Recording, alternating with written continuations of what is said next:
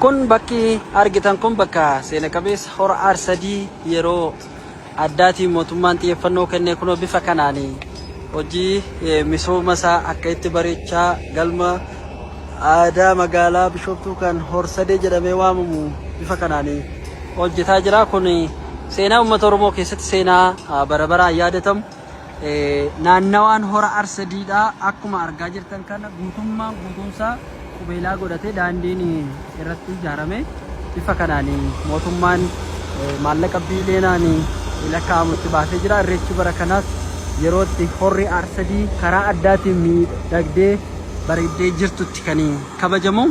Bifa kanaan kun ogaa iddoo addaa ta'ee bakki kanaan dura lafeen dhiigni itti cabaa ture sun akkasitti miidhagee sulula addaatiin misooma addaatiin ijaaramaa jira.